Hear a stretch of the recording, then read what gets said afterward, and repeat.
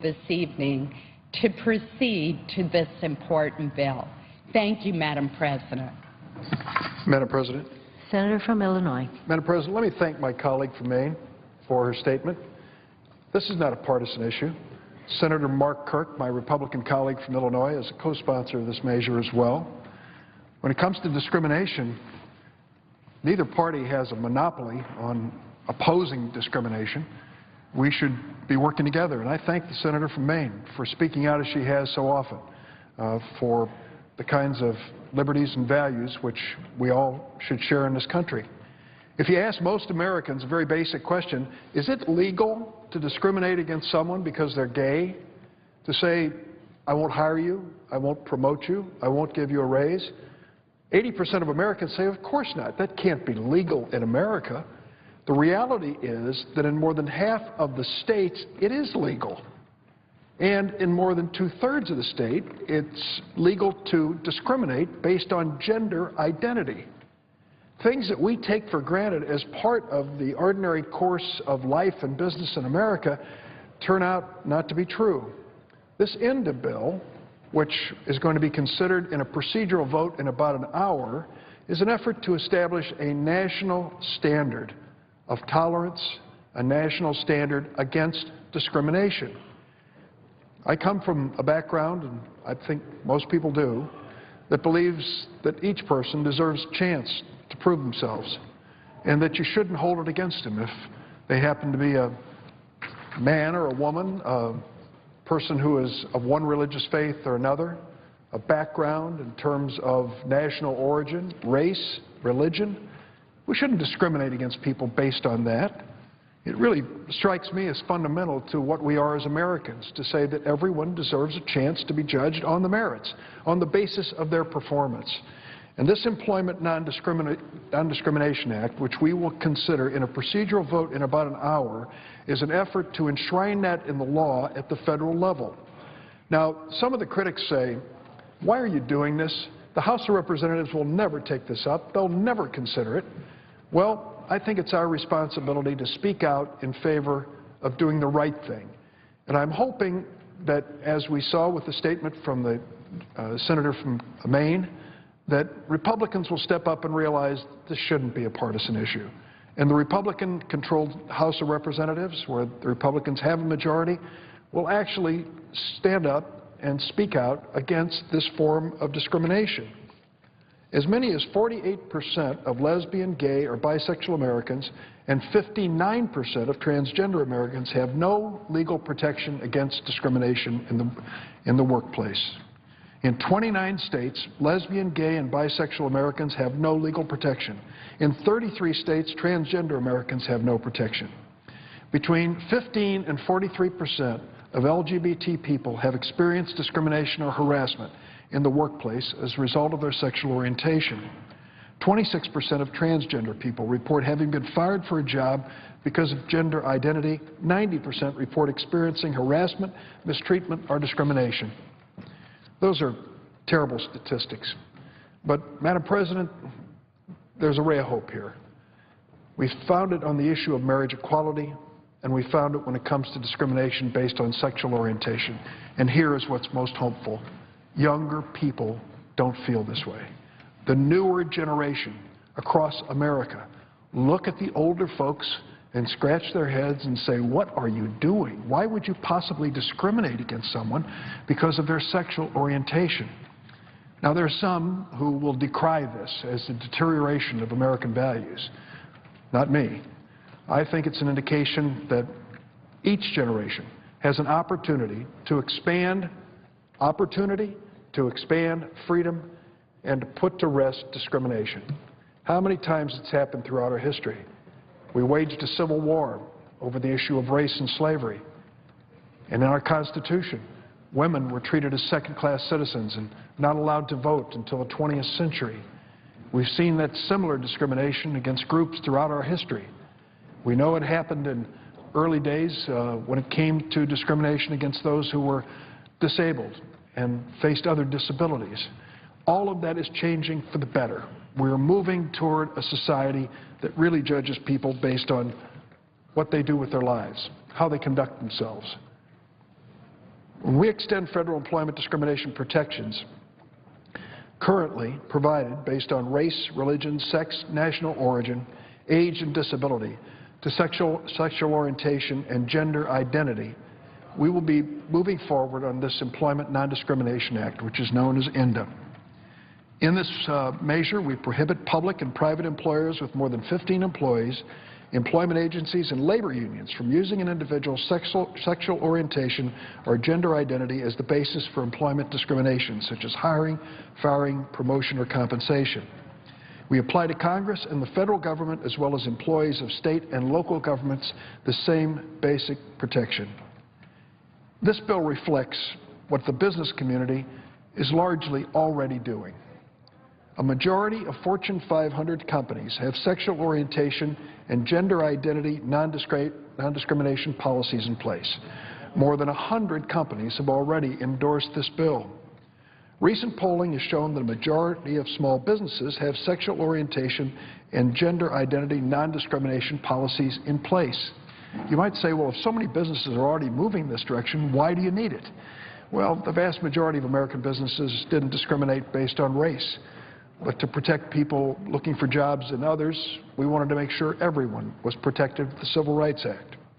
The business community from Wall Street to Main Street understands that hiring the best and brightest without considering irrelevant characteristics such as sexual orientation and gender identity is the best way to compete in our global economy. ENDA would extend the protections already offered by the majority of businesses to level the playing field and ensure that all Americans have equal protection against employment discrimination. Madam President, we don't get many chances in this job to really make a mark in history, and this will be our chance in the United States Senate. In just an hour, we'll have this procedural vote. We need 60. We have 55 Democrats, but we need 5 Republicans to step up and join us. I believe we'll have them, and I hope many, many more. Let's make this a solid bipartisan effort, a solid stand against discrimination. That ought to be one thing that brings both parties together. And with the solid vote coming out of the Senate, I hope that our friends on the opposite side of the rotunda will follow our lead, and they will consider and pass this important and historic legislation. Madam President, I yield the floor and suggest the absence of quorum. The clerk will call the roll. Mr. Alexander.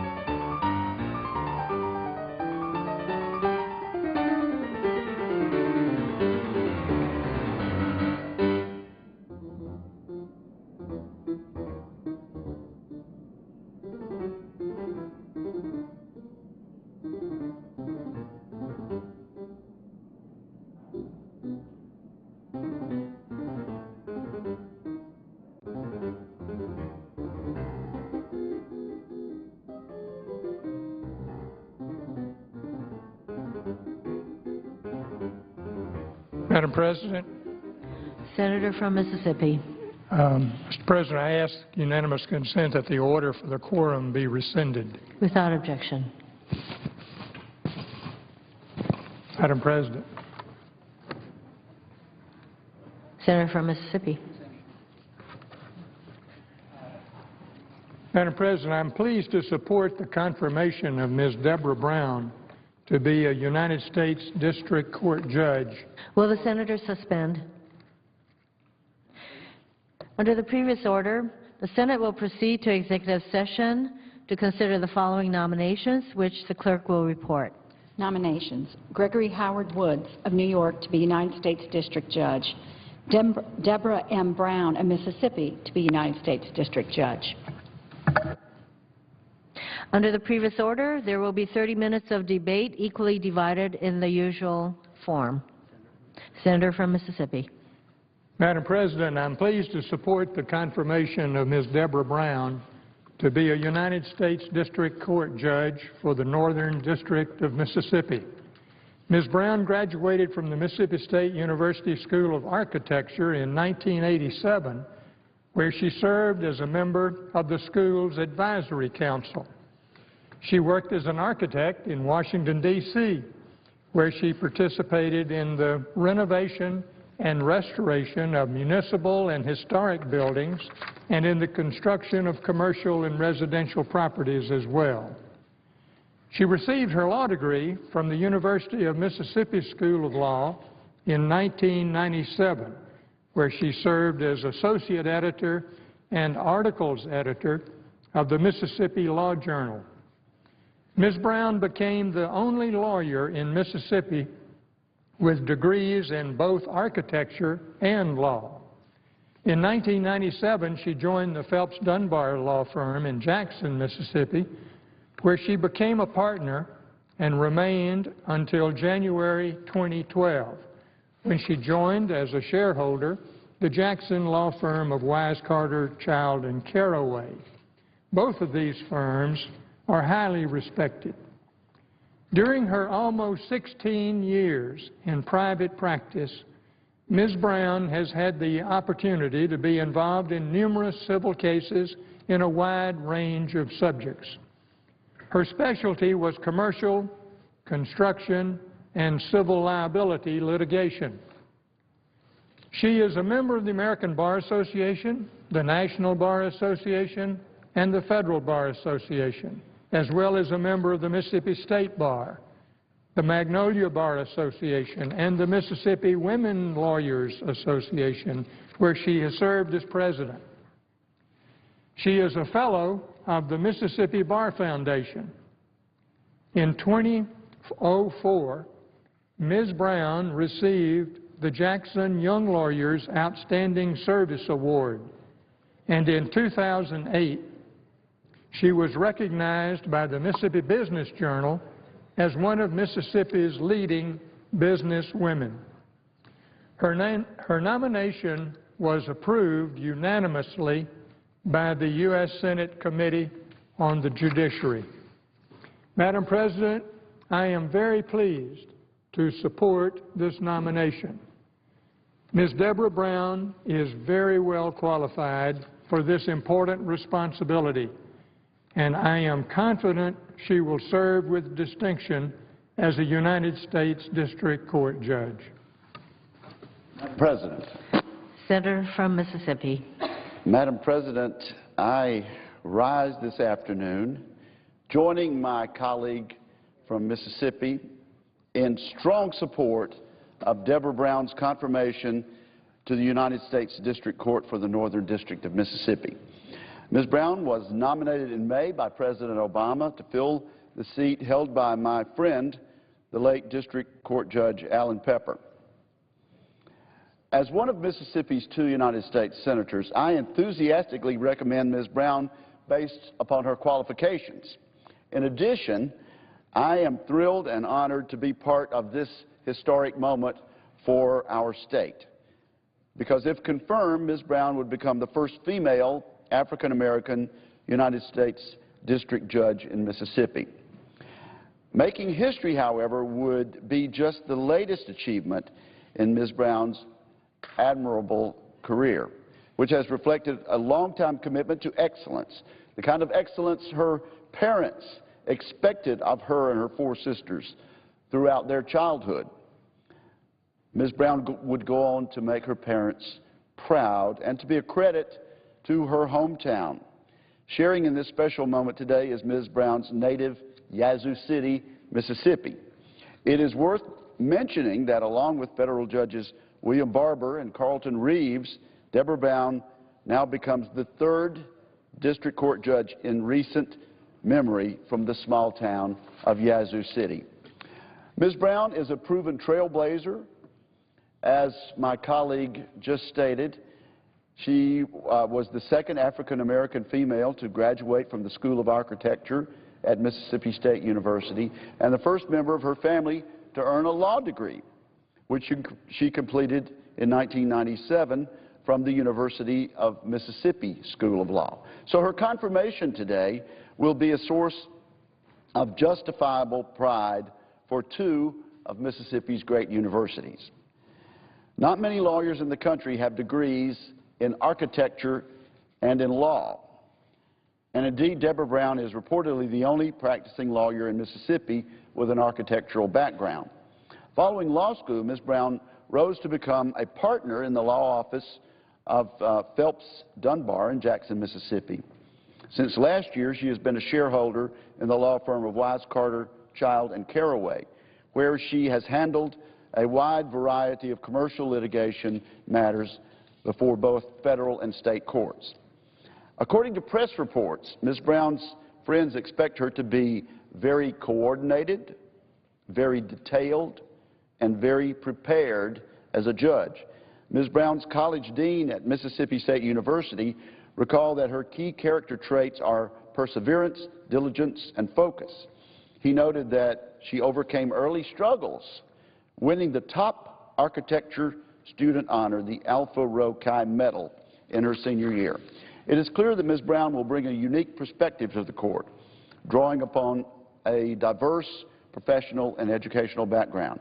I'm confident her service will be good for our country, our state, and especially good for the city of Greenville, where she will preside. Having a judge who is also an architect would be particularly serendipitous for Greenville. The federal courthouse there is woefully inadequate, Madam President. The court is in desperate need of a new state-of-the-art courthouse. I'm hopeful Ms. Brown's tenure will coincide with its construction. Although Ms. Brown's law career has focused primarily on civil litigation, her dedication to her profession goes far beyond casework. From 2003 to 2004, she served as president of the Mississippi Women Lawyers Association. She was also named by the Mississippi Business Journal as one of Mississippi's 50 leading business women. In addition to pro bono work, Ms. Brown serves on the board of the Mississippi Center for Justice, a public interest law firm that combats discrimination and poverty in Mississippi, and also Operation Shoestring, which empowers families and children in the Jackson community. She's been endorsed by a number of prestigious organizations, including the Magnolia Bar Association, which represents minority and other lawyers and judges throughout the state of Mississippi. Madam President, our country needs judges who have a record of professional excellence, integrity, and public service. Ms. Brown has demonstrated this throughout her career. I urge my colleagues to vote for her confirmation to the U.S. District Court for the Northern District of Mississippi. And I yield the floor. President. Senator from Vermont. Madam President, I'm told the Senator from Illinois is waiting to speak, and I know that the there's been time reserved to me on these judges. Of course, I'll be willing to yield to him. How long would the senator, ask the chair, how long does the senator from Illinois need? Very brief time. Madam President, I will yield to him, but I do want to tell my two friends from Mississippi I agree with what they've said about their nominee. I was proud to vote for her in the in the Senate Judiciary Committee. Proud to put her name on the agenda and proud to have the hearing for her. I yield the floor. Senator from Illinois is recognized. Thank you, Madam President. I ask unanimous consent to deliver my remarks while seated. Without objection. Madam President, I would say that I have been silent for the last 2 years due to a stroke a little under 2 years ago. I've risen to speak because I believe so passionately in enacting the ENDA statute, which is, this is not a major change to law. I would say it's already the law in 21 states. I think it's particularly appropriate for an Illinois Republican to speak on behalf of this measure in the true tradition of Everett McKinley Dirksen and Abraham Lincoln, men who gave us the 1964 Civil Rights Act and the 13th Amendment to the Constitution. With that, I would suggest an absence of a quorum. The clerk will call the roll. Mr. Alexander.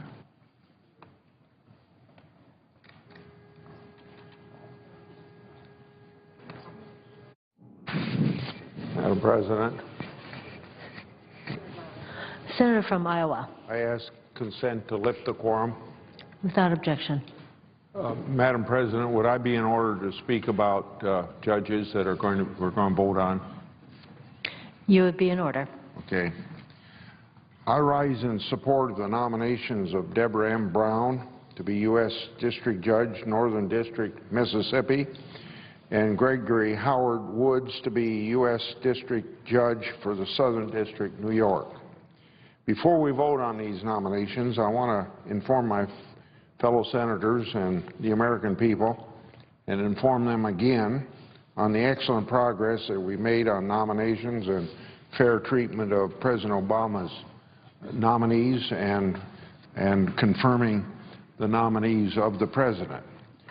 With these confirmations today, the Senate will have confirmed 38 lower court Article III judicial nominees this year.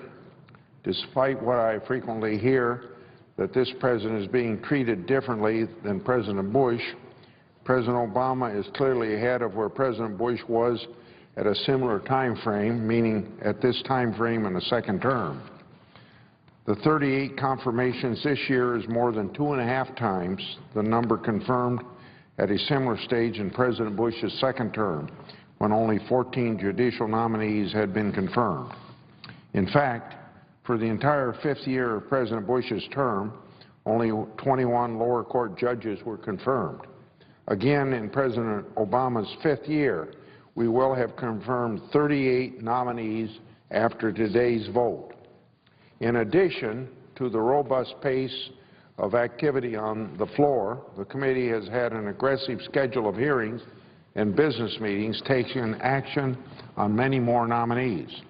In total, the Senate will have confirmed 207 lower court Article III judges. We have voted against 3 nominees. So 207 to 3 being defeated is a success rate for the President of 99% of his nominees. I think that's a pretty outstanding record, not just for President Obama, but for any president. So I reject the continuing rhetoric regarding how Republicans are obstructing President Obama's judicial nominees.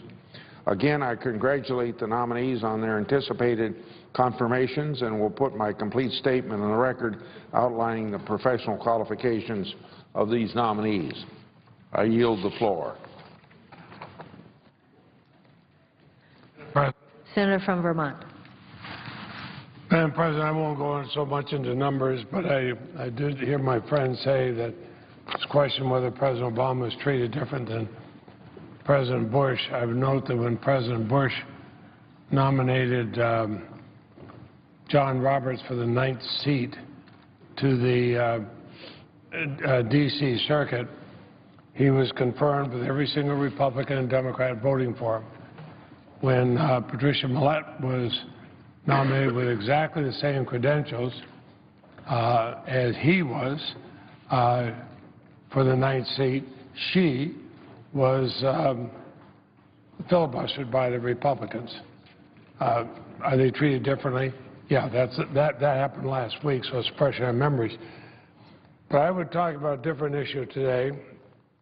Senators are finally going to have a chance to cast a vote to put on the record where every senator stands on a fundamental issue of fairness. The Employment Non-Discrimination Act will help bring this great nation one step closer to equal rights for all Americans. I've long believed that American workers should be evaluated based on how they perform, not on irrelevant considerations such as gender, or race, or gender identity, or sexual orientation. How do they do the job?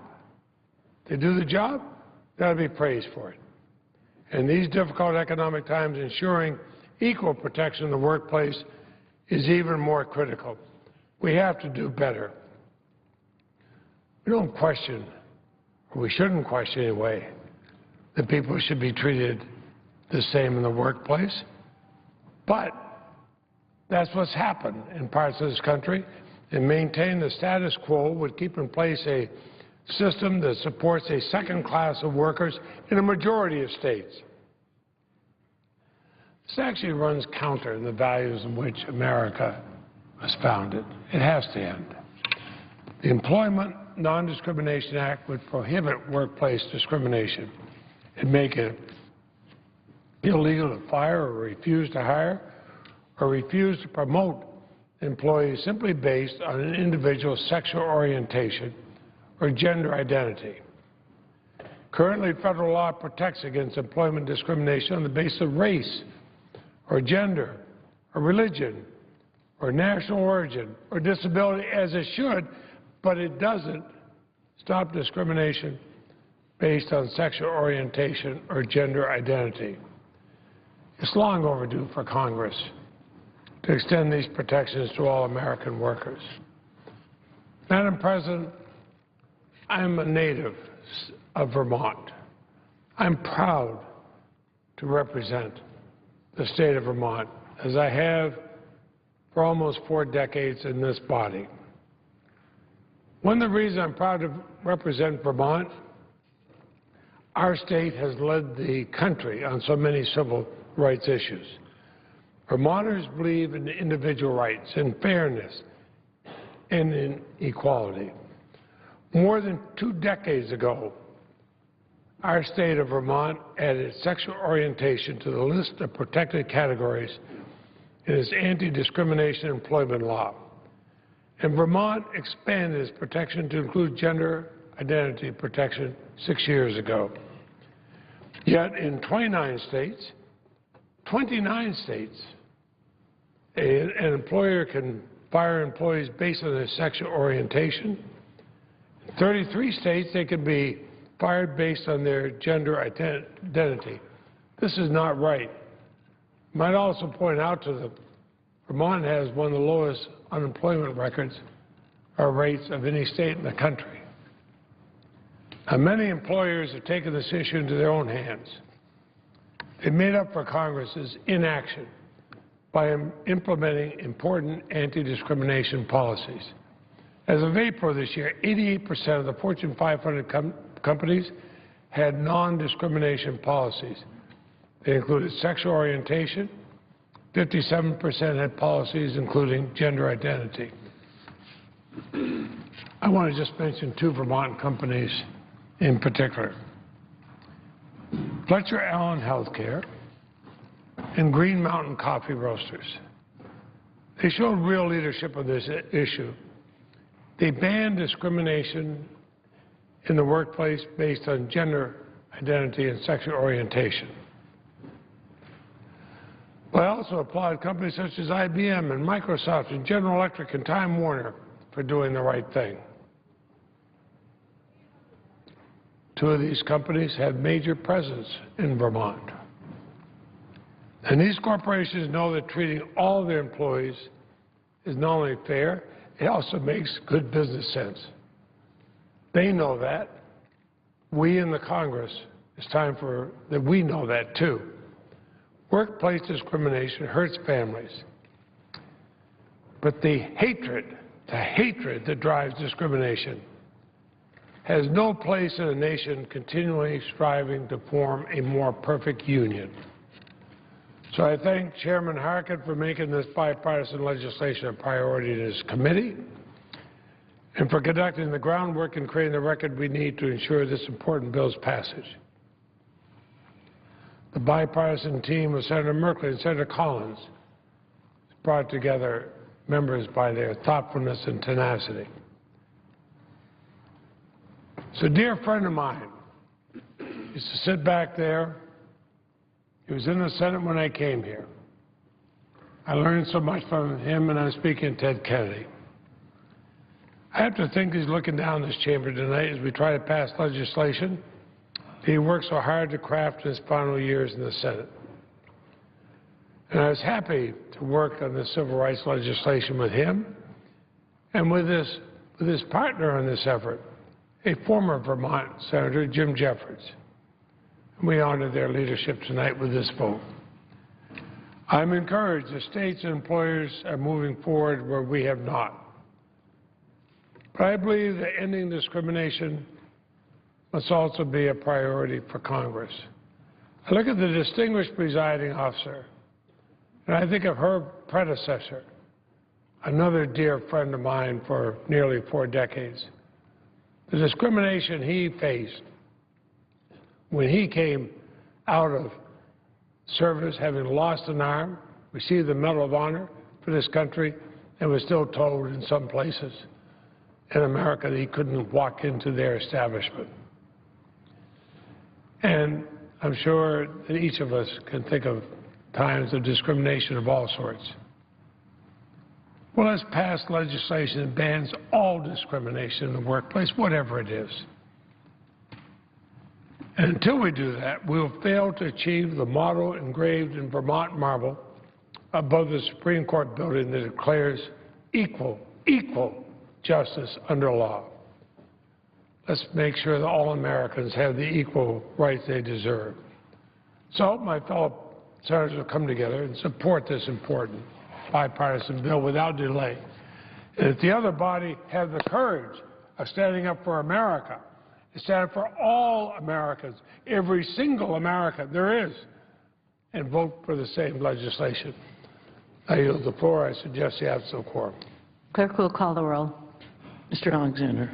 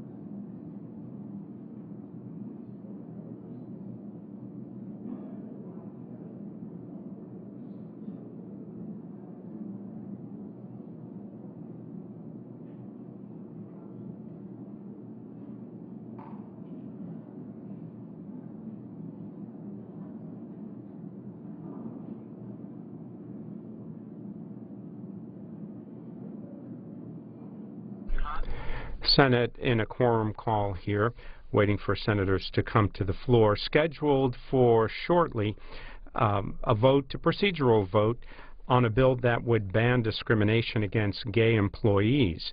The White House is supporting this bill. The White House produced a statement which reads in part, "Workers should not fear being fired from their jobs, harassed at their workplaces, or otherwise denied the chance to earn a living for themselves and their families simply because of sexual orientation or gender identity."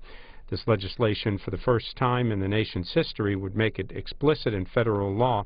Such guarantees, which are consistent with America's core values of fairness and equality. Passage of this bill is long overdue. The White House supporting the non-discrimination bill for LGBT employees.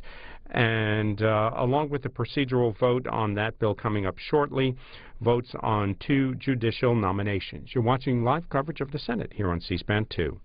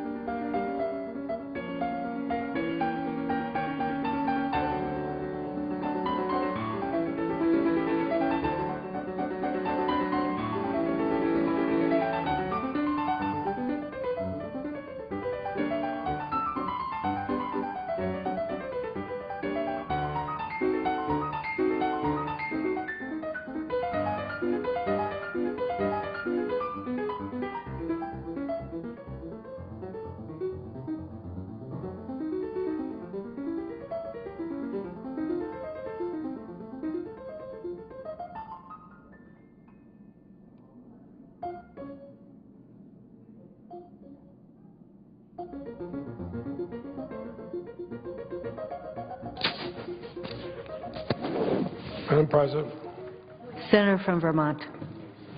I ask consent to call the quorum be dispensed with. Without objection.